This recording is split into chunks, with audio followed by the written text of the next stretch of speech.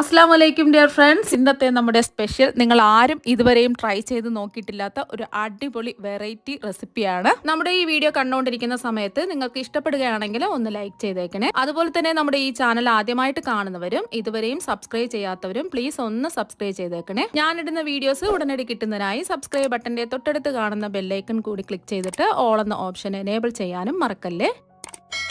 ഇന്നത്തെ റെസിപ്പി ഒരുപാട് ആരോഗ്യ ഗുണങ്ങൾ അടങ്ങിയ ഇഞ്ചി വെച്ചിട്ടുള്ളതാണ്. വയറ് സംബന്ധമായ പ്രശ്നങ്ങളും മൈഗ്രെയിൻ പോലുള്ള തലവേദനയും അമിതവണ്ണം, കൊളസ്ട്രോൾ, BP, സ്ട്രോക്ക്, ദോഷം, കഫക്കെട്ട് എന്നിവ മാറ്റുന്നതിന് ഇഞ്ചി ദിവസവും കഴിക്കുന്നത് ഒരുപാട് നല്ലതാണ്. ഇഞ്ചിയിൽ അടങ്ങിയിരിക്കുന്ന ജിഞ്ചറോൾ എന്ന ആന്റി ഓക്സിഡന്റ് പലതരത്തിലുള്ള ആരോഗ്യത്തിനും ഗുണകരമാവുകയും രുചിയും എരിവും മണവും ഒക്കെ നൽകുന്നത് ഈ ജിഞ്ചറോൾ ആണ്. അതുപോലെ തന്നെ ഇൻഫെക്ഷനുകളെ തടയാനും സഹായിക്കും. ഹൃദയത്തിന്റെ ആരോഗ്യം കാത്തു സൂക്ഷിക്കുന്നതിനും ഇഞ്ചി ദിവസവും കഴിക്കുന്നത് നല്ലതാണ്. ഞാനിപ്പോൾ 1/2 കിലോ ഇഞ്ചി എന്റെ തൊലിയൊക്കെ മാറ്റി നല്ലോണം കഴുകി വൃത്തിയാക്കി എടുത്തിട്ടുണ്ട്. 500 ഗ്രാം ഇഞ്ചിയാണ് എടുത്തിട്ടുള്ളത്. ഇഞ്ചിയെല്ലാം നമുക്ക് ഒരു ഇഡ്ഡലി ചെമ്പിൽ വെച്ച് ആവിയേറ്റി എടുക്കാം.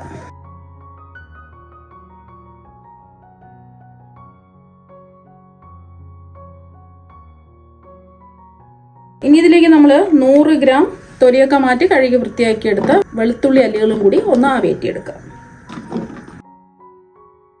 50 ഗ്രാം പുളിയും കൂടെ വെച്ച് കൊടുക്കുന്നുണ്ട്. ഇതെല്ലാം കൂടിയിട്ട് നമുക്കൊന്ന് ആവിയേറ്റിയെടുക്കാം. മീഡിയം ഫ്ലെയിം വെച്ച് കൊടുക്കാം. ഇപ്പൊ ഇത് ആവിയേറ്റാൻ വെച്ചിട്ട് ഒരു 10 മിനിറ്റ് ആയി. ഒരുപാട് അങ്ങ് വെന്ത് കുഴഞ്ഞു പോകരുത്, ചെറിയ ഒരു രീതിക്ക് ഒന്ന് വെന്ത് കിട്ടിയാൽ മതി. ഇപ്പൊ നല്ല ചൂടാണിത്, അപ്പൊ ചൂട് മാറാൻ വേണ്ടിട്ട് മാറ്റി വെക്കാം. ഇഞ്ചിയുടെയും വെളുത്തുള്ളിയുടെയും ചൂട് മാറുന്ന സമയം കൊണ്ടൊരു പാനിലേക്ക് 2 ടേബിൾ സ്പൂൺ കടുക് ഇട്ട് കൊടുക്കാം. എണ്ണ ഒന്നും ഒഴിക്കരുത്. 1 ടേബിൾ സ്പൂൺ ഉലുവ ചേർക്കാം. അതുപോലെ തന്നെ 1 ടേബിൾ സ്പൂൺ മുഴുവൻ മല്ലിയും കൂടി ചേർത്ത് കൊടുക്കാം. ഇനി ഇതൊന്ന് റോസ്റ്റ് ചെയ്തെടുക്കാം. ഫ്ലെയിം കുറച്ച് വയ്ക്കാം. ഇപ്പോൾ കടുകെല്ലാം പൊട്ടി ഉലുവയുടെയും അതുപോലെ മല്ലിയുടെയും നിറമൊക്കെ ചെറുതായിട്ടൊന്ന് മാറിയിട്ടുണ്ട്. ഫ്ലെയിം ഓഫ് ആക്കാം. അപ്പം ഇഞ്ചി ചൂട് മാറിയിട്ട് ചെറിയ കഷ്ണങ്ങളായിട്ട് ഈ ഒരു രീതിക്കൊന്ന് കട്ട് ചെയ്തെടുത്തിട്ടുണ്ട്. ഒരുപാട് കനം കുറഞ്ഞ് കട്ട് ചെയ്യേണ്ട, ഇതുപോലെ ചെറിയ ചെറിയ കഷ്ണങ്ങളായിട്ട് കട്ട് ചെയ്തെടുത്തിട്ടുണ്ട്. വെളുത്തുള്ളി കട്ട് ചെയ്യേണ്ട ആവശ്യമില്ല. ഇതെല്ലാം കൂടിയിട്ട് നമുക്ക് മിക്സിയുടെ ജാറിലേക്ക് ഇട്ട് കൊടുക്കാം.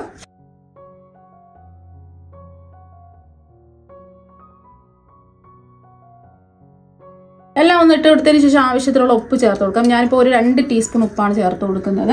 ഇനി ഇത് ഒന്ന് അരച്ചെടുക്കാം. ഒരുപാട് അരഞ്ഞു പോകരുത്, ചെറുതായിട്ടൊന്ന് ചതച്ച് എല്ലാം കൂടിയിട്ട് ജസ്റ്റ് ഒന്ന് അരച്ചെടുക്കാം. അപ്പോൾ എല്ലാം കൂടിയിട്ട് ഈ ഒരു രീതിക്ക് ചതച്ച് എടുത്തിട്ടുണ്ട്.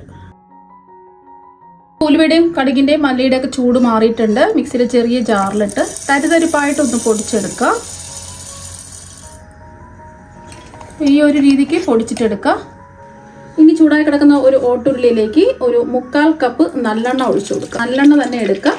200 ഗ്രാം നല്ലെണ്ണയാണ് എടുത്തിട്ടുള്ളത്. നല്ലെണ്ണ ഒന്ന് ചൂടാവട്ടെ. ഈ നല്ലെണ്ണയിൽ ചെയ്തിട്ടെടുക്കുമ്പോൾ കുറേ ദിവസം ഇത് കേടുകൂടാതെ നമുക്ക് സൂക്ഷിച്ച് വെക്കാൻ പറ്റും. നല്ലെണ്ണ ഒന്ന് ചൂടായതിനു ശേഷം ഇതിലേക്ക് 1 ടീസ്പൂൺ കടുകിട്ടൊന്ന് പൊട്ടിച്ചെടുക്കാം.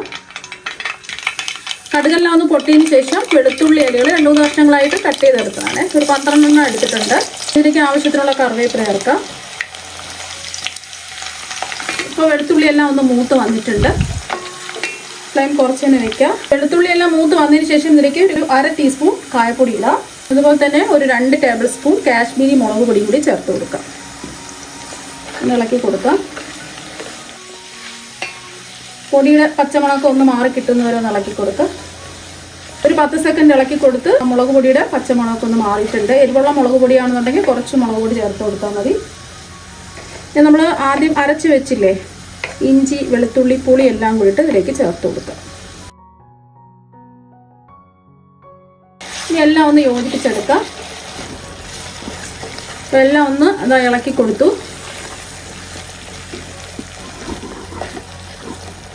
ഒരു 2 മിനിറ്റ് ഇതുപോലെ എണ്ണയിലിട്ട് ഒന്ന് വഴറ്റിയെടുക്കുക. ഇപ്പോൾ 2 മിനിറ്റ് ആയിട്ടുണ്ട് ഇളക്കി കൊടുക്കാൻ തുടങ്ങിയിട്ട്. നമ്മളിത് ആവിയേറ്റി വേവിച്ചിട്ടെടുത്തത് കേടുകൂടാതെ കുറേ നാൾ സൂക്ഷിച്ച് വെക്കാൻ വേണ്ടിയിട്ടാണ് നമ്മളിത് ആവിയേറ്റി എടുത്തിട്ട് ഇങ്ങനെ ചെയ്യുന്നത്. വെള്ളത്തിലിട്ട് നമ്മൾ വേവിച്ചെടുക്കുകയാണെന്നുണ്ടെങ്കിൽ പെട്ടെന്ന് തന്നെ ഇല്ലാതായി പോവും. ഇനി ഇതിലേക്ക് കടുക്, ഉലുവ, മല്ലിയൊക്കെ പൊടിച്ചെടുത്തില്ലേ അത് ചേർത്ത് കൊടുക്കാം. എല്ലാം ഒന്ന് ഇളക്കി യോജിപ്പിക്കാം. എല്ലാം ഒന്ന് ഇളക്കി യോജിപ്പിച്ച് കൊടുത്തതിന് ശേഷം ഇത് ഒരു 2 മിനിറ്റ് ഇങ്ങനെ തന്നെ ഇരിക്കട്ടെ. എണ്ണയൊക്കെ ഒന്ന് തെളിഞ്ഞ് വരണം. ഫ്ലെയിം കുറച്ച് വെച്ച് കൊടുക്കുക. ഇപ്പോൾ 2 മിനിറ്റ് കഴിഞ്ഞപ്പോൾ എണ്ണയൊക്കെ തെളിഞ്ഞ് വന്നിട്ടുണ്ട്. ഇടയ്ക്കൊന്ന് ഇളക്കി കൊടുക്കുക വേണമെന്നുണ്ടെങ്കിൽ.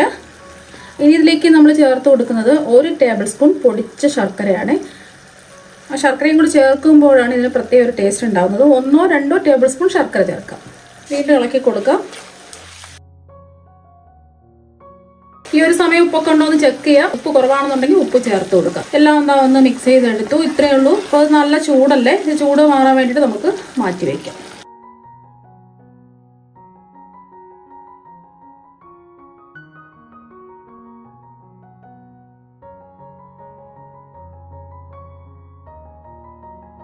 ഇപ്പം ഇതിന്റെ ചൂട് നല്ലതുപോലെ മാറിയതിനു ശേഷം ഒരു ബൗളിലേക്ക് മാറ്റിയിട്ടുണ്ട്. അപ്പം ഈർപ്പമൊന്നുമില്ലാത്ത ഗ്ലാസ് ജാറിൽ അടച്ച് സൂക്ഷിച്ച് വെക്കുകയാണെന്നുണ്ടെങ്കിൽ എത്ര ദിവസം വേണമെങ്കിലും ഇത് കേടുകൂടാതിരിക്കും. ഇത് ബ്രേക്ക്ഫാസ്റ്റിന്റെ കൂടെയും അതുപോലെ തന്നെ നമുക്ക് ചോറിന്റെ കൂടെയും കഴിക്കാവുന്നതാണ്. നല്ല അടിപൊളി ടേസ്റ്റ് ആണ് കഴിക്കാൻ വേണ്ടിയിട്ട്. അപ്പോൾ നിങ്ങൾ എന്തായാലും ഇഞ്ചി വെച്ചിട്ട് ഇതുപോലെ ഒരു പ്രാവശ്യം ഒന്ന് ട്രൈ ചെയ്ത് നോക്കുക. തീർച്ചയായും നിങ്ങൾക്ക് എല്ലാവർക്കും ഒരുപാട് ഇഷ്ടമാകും. നമുക്ക് മറ്റൊരു വെറൈറ്റി വീഡിയോ ആയിട്ട് വീണ്ടും കാണാം. താങ്ക്